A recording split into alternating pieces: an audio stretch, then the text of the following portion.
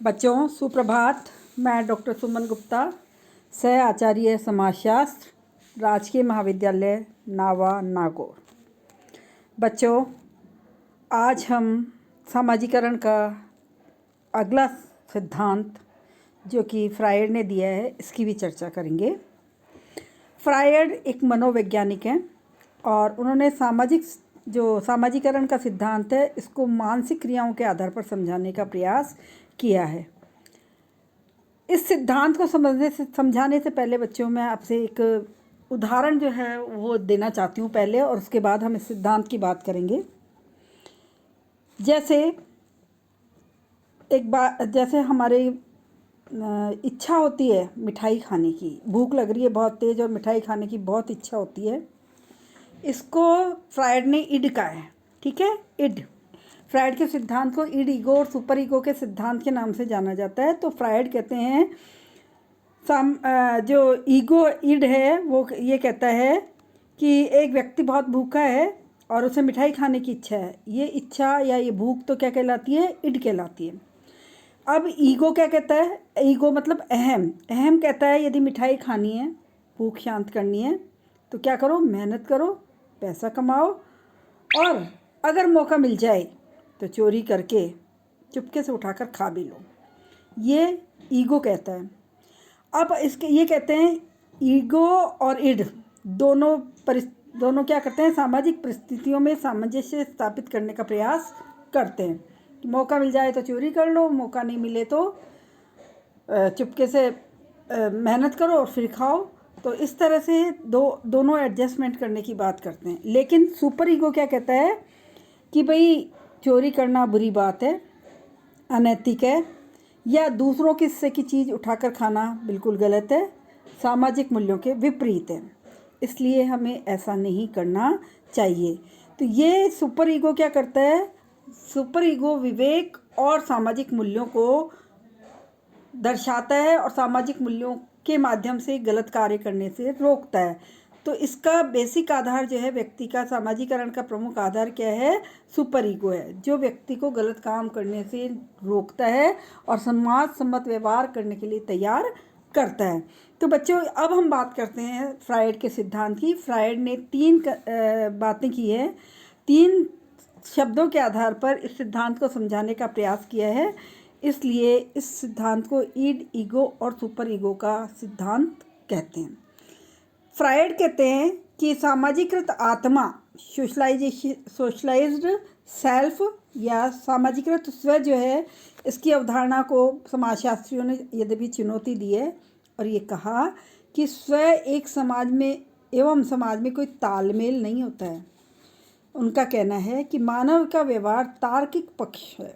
मानव व्यवहार का तार्किक पक्ष उसी प्रकार है जिस प्रकार किसी समुद्र में हिमखंड का बाहरी भाग होता है, और जिस प्रकार हिमखंड का अधिकांश भाग पानी में रहता है, उसी प्रकार से मानव व्यवहार का अधिकांश भाग जो है वो अंदर रहता है, अनदेखा होता है, दिखाई नहीं देता है, और ये व्यवहार अचेतन शक्तियों के द्वारा क्या होता है? संचालित होता है।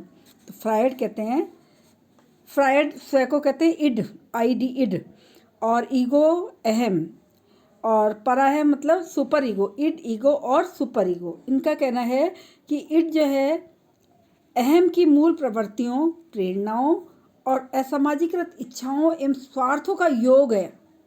इड क्या है? मूल प्रवृत्तियों, प्रेरणाओं, असामाजिकृत इच्छाओं एवं स्वार्थों का योग है।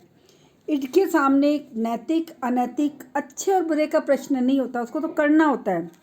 अर्थात हम यूँ कहें कि इड जो है वो पार्श्विक प्रवृत्तियों के निकट होता है। साम दाम दंड भेद से वो अपनी आवश्यकताओं की पूर्ति करने पर जोर देता है। जो किसी न किसी प्रकार से क्या करना चाहता है? संतुष्टि प्राप्त करना चाहता है। अब ईगो क्या करता है? ईगो यानी स्व का चेतन एवं तार्किक पक्ष है। ईगो जो व्यक्ति को सामाजिक परिस्थितियों के अनुकूल व्यवहार करने का निर्देश देता है, और इड पर क्या करता है? कंट्रोल करता है। जिस तरह से, अब एक और छोटा सा उदाहरण है कि हम अभी न्यू ईयर गया है ना, और न्यू ईयर पे हम सब क्या करते हैं? नए नए संकल्प लेते हैं, और जो विद्यार्थी वो क्या कहते हैं? अब इस साल से मैं रोज़ सुबह 5 बजे उठूँगा और पढ़ाई करूँगा 2 घंटे के लिए, ठीक है।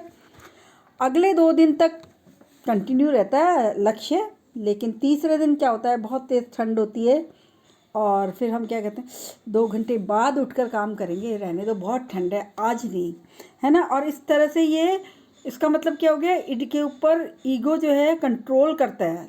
जैसे ही आपको ये याद आता है नहीं नहीं मैंने संकल्प किया था, तो हम वापस उसके लिए तैयार हो जाते हैं। लेकिन ईड क्या है, ईड के सामने नैतिक अनैतिक अच्छे और बुरे का कोई प्रश्न नहीं होता है, पाश्विक प्रवृत्ति के निकट होता है और वह किसी न किसी प्रकार से अपनी संतुष्टि चाहता है। लेकिन ईगो क्या करता है, चेतन एवं तार्किक पक्ष है जो व्यक्ति को सामाजिक परिस्थितियों के अनुकूल व्यवहार करने का निर्देश देता है और ईड पर कंट्रोल करता है कि नहीं तुझे ऐसा नहीं करना चाहिए, कंट्रोल करता है। लेकिन अहम भी ईड के समान नैतिक अनैतिक प्रेम व घृणा को अधिक महत्व तो नहीं देता, लेकिन नहीं देता और ना ही हम ये कहेंगे फिर भी वह अधिक व्यवहारिक है, क्योंकि ये ईड को परिस्थितियों के अनुकूल होने पर भी अपनी इच्छा की पूर्ति की स्वीकृति देता है। उसने पहले कहा, जैसे मैंने आपको उदाहरण में कहा कि भाई भूख लग रही है, मीठा खाने की इच्छा है, सामने मीठा दिखाई दे रहा है, तो या तो पैसा कमाओ और फिर खा लो, या अवसर मिले तो चुपचाप उठाकर खा लो या चोरी कर लो। तो ईड का जो है ये ईगो क्या करता है, थोड़ा थोड़ा ढिलाई भी देता है साथ में, और उस तरह का व्यवहार करने के लिए स्वीकृति भी इनडायरेक्टली दे ही देता है। लेकिन सुपर ईगो क्या कहता है, सुपर ईगो जो है परा अहम बोलते हैं इसको हिंदी में, सामाजिक मूल्यों एवं आदर्शों का संयोग है जिसे व्यक्ति ने आत्मसात कर रखा है, और उस आत्मसात करने के कारण उसकी अंतरात्मा का इसमें निर्माण हो जाता है। और जब अंतरात्मा का निर्माण हो जाता है तो अंतरात्मा हमेशा सत्य को प्रिफर करती है। इसलिए जब ईड और ईगो दोनों यूँ कहें कि एग्रेसिव हो जाते हैं, तो ये जो सुपर ईगो है वो क्या कहता है, नहीं तुम गलत हो, तुम्हें ऐसा नहीं करना चाहिए। पर भी अगर बहुत बार हम ऐसा कर लेते हैं, तो इसलिए हम ये कहेंगे कि जो सुपर ईगो है वो क्या करता है, अंतरात्मा है, अंतरात्मा की आवाज़ जो है कभी गलत नहीं होती है। इसलिए ये क्या कहता है कि भाई ये गलत काम है और आपको इसको करना नहीं चाहिए। इस अंत में फ्रायड कहते हैं ये ईड और पराअहम, ईड और सुपर ईगो में क्या होता है, हमेशा कॉन्फ्लिक्ट होता है, संघर्ष होता रहता है। क्योंकि ईड क्या करता है, सरल रास्ते को अपनाने की बात करता है और सुपर ईगो उस रास्ते को अपनाने को मना करता है, उसका विरोध करता है। और जब ईड हार जाता है और सुपर ईगो की किंतु कभी कभी वह सुपर ईगो की अवहेलना करता है और व्यक्ति क्या करता है, समाज विरोधी कार्य कर बैठता है। उसके बाद वो उसको करने के बाद गिल्टी फील करता है, ग्लानी फील करता है या सॉरी फील करता है, लेकिन कर बैठता है कभी कभी। इस प्रकार फ्रायड कहते हैं ईड और ईड का मतलब स्व और समाज को एक दूसरे का पूरक है, ये एक दूसरे के परस्पर विरोधी नहीं है। फ्रायड के अनुसार ईड व सुपर ईगो के पारस्परिक संघर्ष की प्रक्रिया से ही व्यक्ति का क्या होता है, समाजीकरण होता है, क्योंकि वो गलत कार्य करने से रोकता है, उसको मार्गदर्शन देता रहता है कि नहीं ऐसा नहीं ऐसा नहीं, ऐसा करो और ऐसा नहीं करो, ये समाज सम्मत है, ये समाज विरोधी है। इस तरह से उसके ऊपर कंट्रोल कर बैठता है। तो इस तरह से व्यक्ति का समाजीकरण होता है। अब ये डिपेंड करता है कि सुपर ईगो कितना पावरफुल होता है, उस हिसाब से व्यक्ति सामाजिक व्यवहार को सीखता है। तो बच्चों ये तो हो गया फ्रायड का सिद्धांत। इसके बाद हम करेंगे दुर्खीम का सिद्धांत। और दुर्खीम जो है, दुर्खीम एक समाजशास्त्री हैं और इन्होंने भी क्या किया है, समाजीकरण का सिद्धांत दिया है। और लेकिन दुर्खीम ने जो समाजीकरण का सिद्धांत दिया है वो उनकी किताब का नाम मैं आपको बता रही हूँ, वो है सोशियोलॉजी एंड फिलोसफी। दुर्खीम ने अपने सिद्धांत में ये कहा है कि व्यक्ति व समाज के बीच संबंध होता है और ये संबंध जो है वो सामूहिक प्रतिनिधान या सामूहिक चेतना के आधार पर बनते हैं। बच्चों सामाजीकरण की जो प्रक्रिया है उसके लिए हमें सबसे पहले दुर्खीम के सिद्धांत को समझना होगा। दुर्खीम कहते हैं कि प्रत्येक समाज में कुछ ऐसे विचार, कुछ ऐसी धारणाएं और भावनाएं होती हैं जिन्हें समाज के अधिकतर लोग सामान्य रूप से क्या करते हैं, अपनाते हैं। और ये विचार, ये धारणाएं और भावनाएं क्योंकि सर्वमान्य होती है, सभी लोग इनको स्वीकार करते हैं, इसलिए ये सामूहिक रूप से क्या होती है, समस्त समूह का प्रतिनिधित्व करती है। शुरू में कोई भी विचार, भावना आदि का संबंध व्यक्ति से होता है, इसलिए उसको क्या कहते हैं, व्यक्तिगत चेतना। जब मैं कोई एक विशेष प्रकार की सोच अकेली रखती हूँ तो वो क्या है, व्यक्तिगत चेतना है। लेकिन धीरे धीरे सभी व्यक्तियों की पारस्परिक अंतःक्रिया के कारण ये व्यक्तिगत चेतना समूह चेतना में क्या हो जाती है, बदल जाती है। जब मेरी विचारधारा को, मेरे विचार को, मेरी कार्यशैली को धीरे धीरे समूह के अन्य लोग अडॉप्ट कर लेते हैं तो वो व्यक्तिगत चेतना से सामूहिक चेतना में क्या हो जाती है, बदल जाती है। दुर्खीम ने इसको कहा सामूहिक प्रतिनिधान। ये सामूहिक विचार, ये भावनाएं, धारणाएं समूह के अधिकतर लोगों के द्वारा जब अपनाई जाती है, अधिकतर समूह के लोगों के दिल में उतर जाती है, इसलिए समूह के लोग उसको क्या करते हैं, आदर से देखते हैं। ये व्यक्तिगत इच्छा या भावनाओं को प्रभावित किए बिना नहीं रहती है, अर्थात सामूहिक अभिमति के कारण ही ये इच्छाएं क्या होती है, प्रबल हो जाती हैं। और प्रबल जब होती है तो व्यक्ति उन्हीं के अनुसार क्या करने लग जाता है, व्यवहार करने लग जाता है। अतः हम ये कहेंगे कि व्यक्ति इन सामाजिक प्रतिनिधानों को सीखता है, उन्हें आत्मसात करता है और समय आने पर उसके जैसा समूह चाहता है वैसा ही आचरण करता है। इससे व्यक्ति का सामाजिकरण होता है। बच्चों, सामूहिक प्रतिनिधानों का आंतरिकरण करना क्या कहलाता है, सामाजिकरण कहलाता है, ऐसा दुर्खीम कहते हैं। दुर्खीम कहते हैं कि भीड़ का उन्होंने एक उदाहरण दिया और कहा, भीड़ में अकेले व्यक्ति की व्यक्तिगत इच्छा क्या हो जाती है, दब जाती है और समूह की इच्छा उस पर हावी हो जाती है। तो जो समूह करता है वो वही काम करता है। जैसे एक व्यक्ति जो है वो समूह में जा रहा है, समूह हिंसा करने लग जाता है, तोड़फोड़ करता है, और यदि भीड़ उसी प्रकार का व्यवहार कर रही है तो समाज की प्रथाएं, परंपराएं, रूढ़ियाँ, आदर्श मूल्य जो कि सामूहिक प्रतिनिधान है, व्यक्ति को पूर्णतः प्रभावित करते हैं और इस कारण व्यक्ति अपनी व्यक्तिगत इच्छाओं के लिए व्यक्तिगत इच्छाओं का वो क्या करता है, दमन करता है, और दमन करके क्योंकि भीड़ वैसा चाहती है इसलिए वैसा ही आचरण वो करने लग जाता है जैसा कि समूह से चाहता है। ये जब सामूहिक प्रतिनिधान की बाध्यता को व्यक्ति सामाजिकरण में अनुरूप बना ले तो ये क्या कहलाता है, सामाजिकरण। तो इस तरह से बच्चों, दुर्खीम ने सामाजिकरण की प्रक्रिया को सामूहिक प्रतिनिधानों के माध्यम से, समूह चेतना के माध्यम से समझाने का प्रयास किया। अब बच्चों, एक महत्वपूर्ण बात जो है वो ये है, अभी तक हमने बात करी सीखने की प्रक्रिया, सामाजिकरण है, जो है व्यक्ति सामाजिकरण जो है उसका सामूहिक प्रतिनिधानों के माध्यम से होता है। सामूहिक प्रतिनिधानों की बाध्यता ही सामाजिकरण कहलाती है, या समूह के अनुरूप आचरण करना व्यक्ति सीख जाता है। लेकिन बच्चों, केवल समूह के व्यवहार के अतिरिक्त भी हम बहुत सारी चीज़ें सीख जाते हैं, क्योंकि मैंने आपको शुरू में ही समझाया था कि जब बच्चा जन्म लेता है तो न सामाजिक होता है न असामाजिक होता है, लेकिन क्षमताएं लेकर पैदा होता है। तो अब उसको कैसा समूह मिलता है, कैसे लोगों के वो संपर्क में आता है, तो उसका सामाजिकरण अलग अलग तरह का होता है। इसलिए सामाजिकरण से संबंधित कुछ अवधारणाएं हैं जिनकी चर्चा भी हम यहाँ पर करेंगे। बच्चों, सबसे पहले हम कहेंगे वयस्क सामाजिकरण, अडल्ट सोशलाइजेशन बोलते हैं इसको। जीवन से संबंधित कुछ चीज़ें समाज व्यक्ति को तब तक नहीं सीखने देता है जब तक कि वो अडल्ट ना हो जाए। व्यक्ति से अपेक्षा की जाती है कि वह इन चीज़ों को वह अपने वयस्क होने के पहले ना सीखे। जैसे सेक्स नॉलेज की बात कर रहे हैं हम, यौन संबंधी जानकारी। समाज ऐसी जानकारियाँ जो कि व्यक्ति के वयस्क होने पर प्रदान करता है, इसको हम क्या कहेंगे, वयस्क सामाजिकरण। दूसरा है विसामाजिकरण, डी सोशलाइजेशन। सामाजिकरण का मतलब मैंने आपको समझाया था कि समाज के मूल्य या मानदंडों का व्यक्ति के द्वारा आंतरिकरण कर लेना। वहीं विसामाजिकरण का तात्पर्य है सामाजिकृत व्यवहार को सप्रयास भूलने या छोड़ने से है। जैसे बचपन में व्यक्ति कुछ ऐसा व्यवहार सीख ले, जैसे गाली देना, चोरी करना, जिससे वह आगे चलकर छोड़ना चाहता है, भुलाना चाहता है। छोड़ने या भूलने की इस प्रक्रिया के प्रयास को हम क्या कहते हैं, विसामाजिकरण कहते हैं। नेक्स्ट है पुनर्समाजीकरण। बच्चों, पुनर्समाजीकरण रीसोशलाइजेशन की बात हम कर रहे हैं। पुनर् का अर्थ होता है दोबारा से।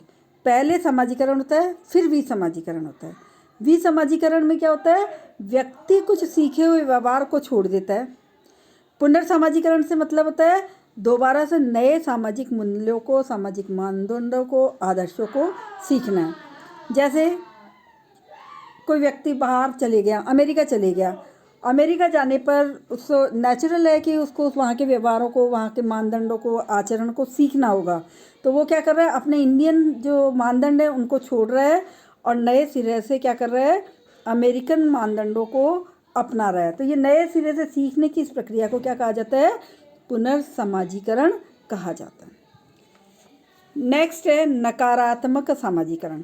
बच्चों, नकारात्मक समाजीकरण का मतलब होता है वैसा वो व्यवहार जो समाज द्वारा स्वीकृत नहीं है। अस्वीकृत मानदंडों आदि को सीखना नकारात्मक समाजीकरण कहलाता है। जैसे गुंडागर्दी करना, अपराध करना, चोरी करना, ये समाज द्वारा स्वीकृत व्यवहार नहीं है। अगर कोई व्यक्ति उस व्यवहार को सीखता है तो ये व्यवहार क्या कहलाएगा, विसमाजीकरण, नकारात्मक समाजीकरण कहलाता है। नेक्स्ट और आखिरी जो समाजीकरण की प्रकार की बात हम करेंगे उसमें हम कहेंगे पूर्वाभासी समाजीकरण। और ये पूर्वाभासी समाजीकरण खास करके अगर हम अपने रूटीन की उसमें देखें लाइफ में तो बहुत देखने को मिलता है। R.K. मर्टन ने पूर्वाभासी समाजीकरण की चर्चा सबसे पहले की थी। तो आपके 1 नंबर के प्रश्न पूछा जा सकता है, पूर्वाभासी समाजीकरण की अवधारणा किसने दी सबसे पहले, तो आपको ध्यान होना चाहिए R.K. मर्टन ने। व्यक्ति कई बार अपने आने वाली भूमिकाओं को पहले से ही सीखने लग जाता है, पहले से उसकी तैयारी करने लग जाता है। पूर्व में तैयारी की इस प्रक्रिया को ही प्रत्याशी समाजीकरण कहते हैं या पूर्वाभासी समाजीकरण कहते हैं। जैसे हमारे समाज में माताएं अपन लड़कियों को जैसे ही थोड़ी बड़ी होती है, कढ़ाई सीख ले, बुनाई सीख ले, आगे काम में आएगा, ससुराल जाएगी, खाना बनाना सीख लो, है ना, इस तरह से धीरे धीरे उनको सिखा दिया जाता है। तो ये क्या है, भावी भूमिकाओं का पहले से ही सीख जाना पूर्वाभासी समाजीकरण कहलाता है। ठीक है, तो इस तरह से बच्चों आज अपन ने ये देखे समाजीकरण के प्रमुख सिद्धांत। अब बच्चों मैं आपको थोड़ी सी और चीज़ें भी इस चैप्टर से रिलेटेड हैं उनकी चर्चा भी कर रही हूँ, जो कि महत्वपूर्ण तथ्यों के नाम से है। बियरस्टेट ने कहा कि व्यक्तित्व बना बनाया नहीं मिलता, रेडीमेड नहीं होता। मैंने आपको पहले ही समझाया था कि जब बच्चा जन्म लेता है तो वो केवल मात्र मांसपिंड होता है। ठीक है, तो बियरस्टेट ने भी कहा कि व्यक्तित्व बना बनाया नहीं, सीखना होता है, तब बनता है।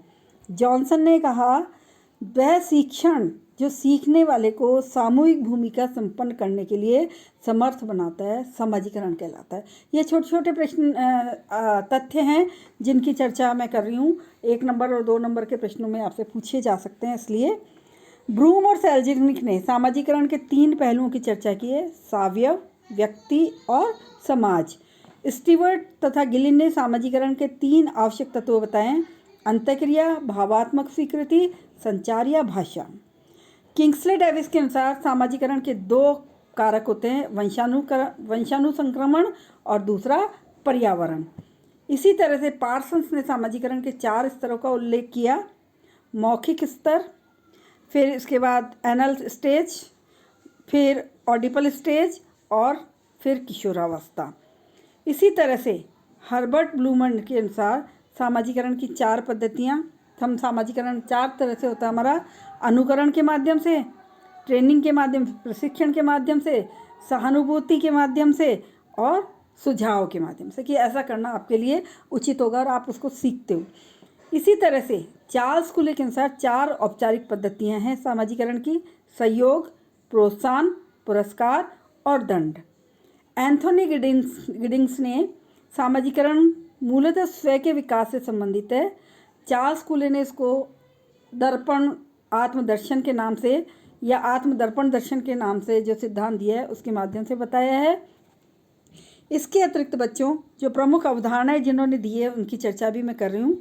जैसे पूर्वाभासी सामाजीकरण किसने दिया, R.K. मर्टन ने। इड, ईगो और सुपर ईगो सिगमंड फ्रायड, आप फ्रायड भी लिख सकते हैं खाली। और इसके अलावा सामान्यीकृत अन्य मीड, अन्य जो सिद्धांत है उसमें मीड का सिद्धांत है, और इसके बाद कुछ जो पर्टिकुलर बुक्स हैं जिनकी चर्चा भी मैंने पढ़ाने के दौरान भी की थी, उसमें है पहला family socialization and interaction process, ये है किताब पार्सन्स की। Human nature and social order, ये किताब है चार्ल्स कूले की। Mind and self and society, Mead की। और सोशियोलॉजी ए सिस्टमेटिक इंट्रोडक्शन, ये किताब का नाम है जॉनसन की। तो बच्चों, आज इस तरह से हमारा ये चैप्टर कंप्लीट होता है। कल हम नए चैप्टर के साथ मिलेंगे। इसके अलावा मैं आपको असाइनमेंट भी डाल रही हूँ, उस असाइनमेंट को आप अपने हिसाब से कंप्लीट करें। छोटे छोटे शॉर्ट क्वेश्चंस हैं जिनकी चर्चा मैंने कर दी है। तो आज के लिए इतना ही। धन्यवाद।